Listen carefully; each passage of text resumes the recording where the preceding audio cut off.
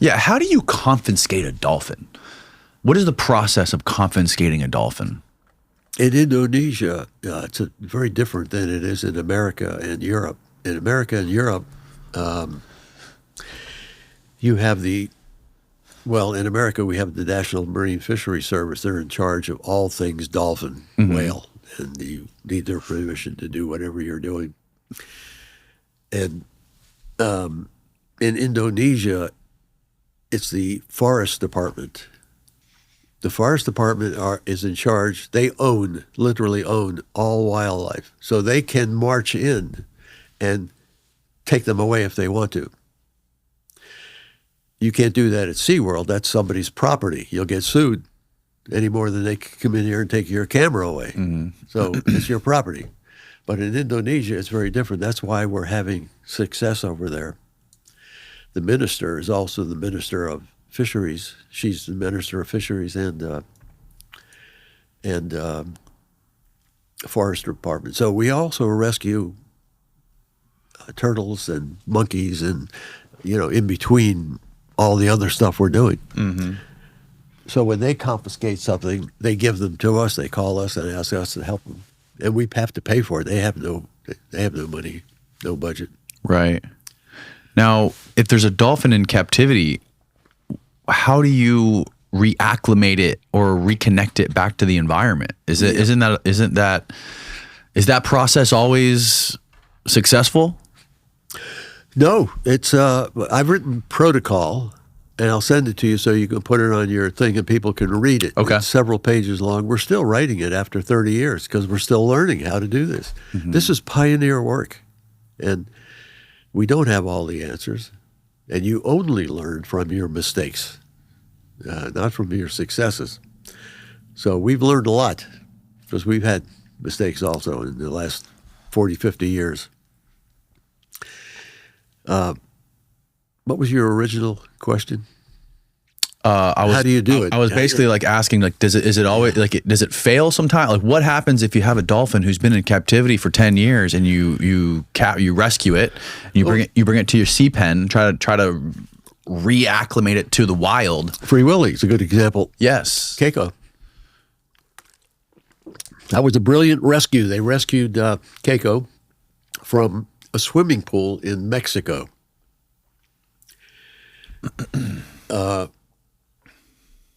This particular animal should never have been put in a subtropical climate like that. Right. Same is true with the orcas at SeaWorld and the Miami Seaquarium and these places. These are cold water animals.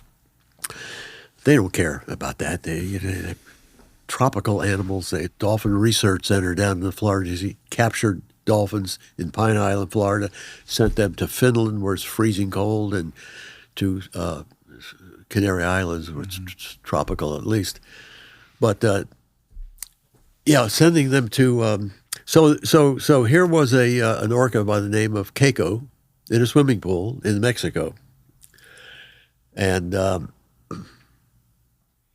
I was working for Earth Island Institute at the time. They rescued Keiko from the swimming pool,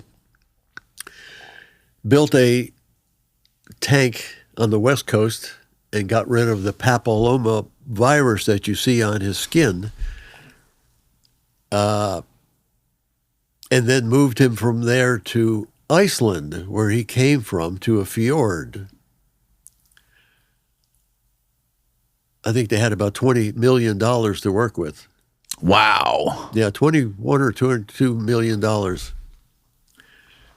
It's a lot of money for one animal to be released, but yeah, why so much money? What do you spend $20 million on? Salaries, six-figure salaries. Yeah, right, exactly. So when I was it's like the homeless problem in LA. When we do this rescue work, we try to make sure, and I've done this in Guatemala, same thing they did here in Guatemala, Nicaragua, Colombia, Brazil, Haiti, South Korea, and Indonesia. And I always try to keep it down to $30,000, trying to prove it is more cost-effective to rehabilitate them and let them go than to keep them and warehouse them for the rest of their life.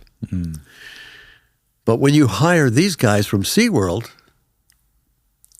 for example, the last two dolphins they released in Turkey for the Born Free Foundation, that cost almost $1 million for two dolphins. Jesus.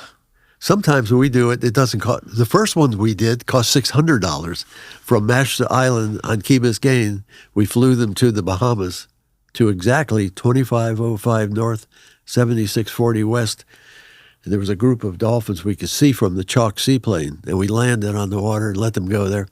That cost us $600, not $200 million or not 800,000. You just landed the seaplane right on a school of dolphins and you let them free right there. Well, not on the not on top of them, but yeah. I mean like right next to yeah. them. But and does that work? Did the dolphins let them in?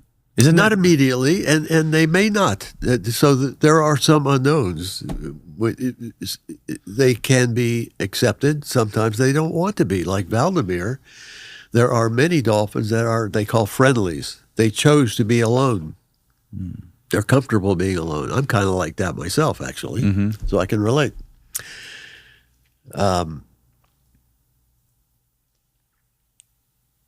Yeah, what were we talking about?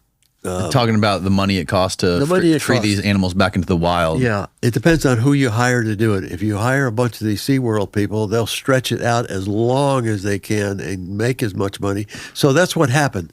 After several years trying to free Willie, the 20 million ran out, and they all left. Where did they go?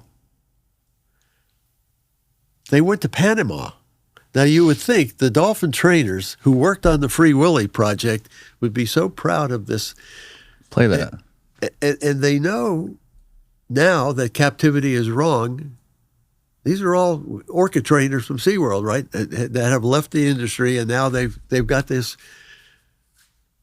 project to Free Willy under their belt, and you'd think they would be the new guys who take over this captivity issue and run with it. But instead, they ran to Panama. They bought more land than SeaWorld has in Orlando, and they were going to outdo SeaWorld by building a new one in Panama. They applied for a permit to capture, 20 dolphins, something like that. As soon as we heard about it, we went there and organized protests. And these were huge protests. The Panamanians were outraged. You're trying to capture our dolphins, all you guys from Free Willy?